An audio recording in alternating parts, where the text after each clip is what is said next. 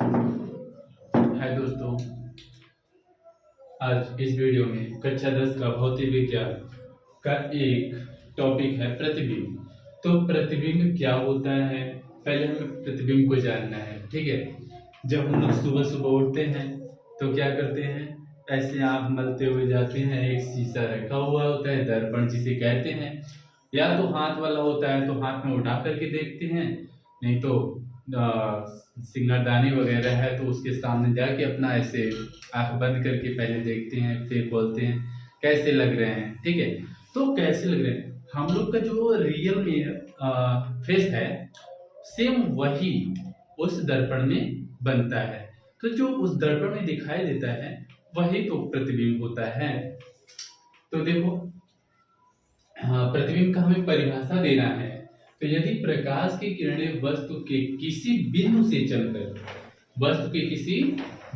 चलकर परावर्तन के पश्चात किसी दूसरे बिंदु पर जाकर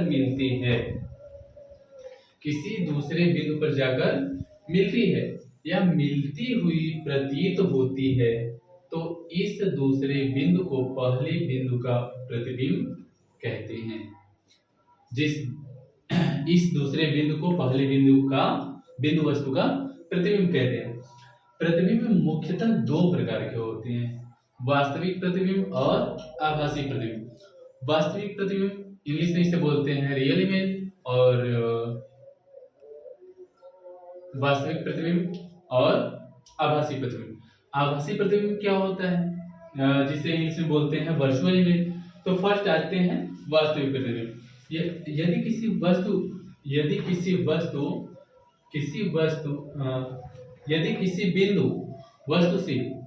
किसी बिंदु वस्तु से चलने वाली किरणें परावर्तन के पश्चात किसी दूसरे बिंदु पर वास्तव में मिलती हैं, तो इस बिंदु को बिंदु वस्तु का प्रतिबिंब कहते हैं, वास्तविक प्रतिबिंब कहते हैं। जिस बिंदु पर वास्तव में मिलती हुई प्रतीत होती हैं, उस बिंदु को उस बिंदु वस्तु का वास्तविक प्रतिबिंब कहते हैं। वास्तविक प्रतिबिंब को पर्दे पर लिया जा सकता है। वास्तविक प्रतिबिंब को इस प्रतिबिंब को पर्दे पर लिया जा सकता है। वास्तविक प्रतिबिंब पर्दे पर लिया जा सकता है, और वास्तविक प्रतिबिंब हमेशा वस्तु की अपेक्षा उल्टा बनता है। देखो, हम लोग का देखा, जब जाते हैं दर्पण के सामने तो हम लोग क्या होता है, दायां हाथ बाएं तरफ हो जाता है, बाएं हाथ दाएं तरफ।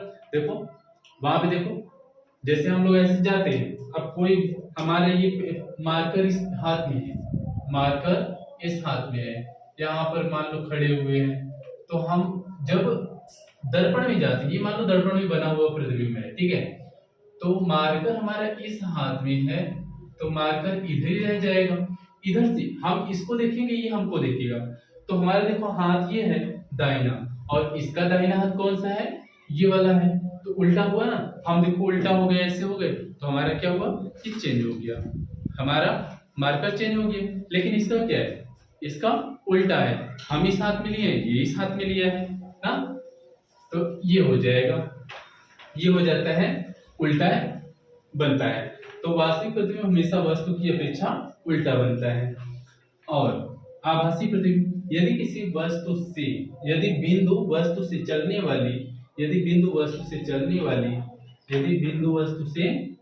वाली किरणें परावर्तन के पश्चात किसी दूसरे बिंदु से आती हुई प्रतीत होती हैं, तो इस बिंदु को उस बिंदु वस्तु का आभासी प्रतिबिंब कहते हैं। इसे पर्दे पर नहीं लिया जा सकता है। आभासी प्रतिबिंब हमेशा वस्तु की अपेक्षा सीधा बनता है। ठीक है, ये हुआ हमारा आज का टॉपिक, प्रतिबिंब खत्म हुआ। ठीक है, उसके बाद आता है गोली दर्पण। तो गोली दर्पण कितने होते हैं? गोली दर्पण मुख्यतः दो प्रकार के होते हैं, ये उत्तल दर्पण और अवतल दर्पण। पहले गोली दर्पण क्या होता है? गोली दर्पण किसी खोखले गोले का कटा हुआ एक भाग होता है जिसके एक सिरे पर हम पारे से या तो फिर लाल ऑक्साइड पारे से या लाल ऑक्साइड से कलर कर देते हैं या पेंट कर देते हैं, तो उसे हम कहेंगे दर्पण, गोली दर्पण। गोली दर्पण कितने प्रकार के? 2 प्रकार के। कौन कौन सा?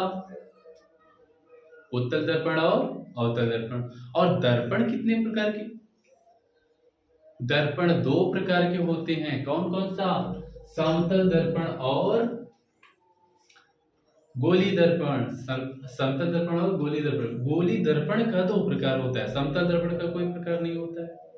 गोली दर्पण 2 प्रकार का होता है, समतल दर्पण का कोई प्रकार नहीं होता है।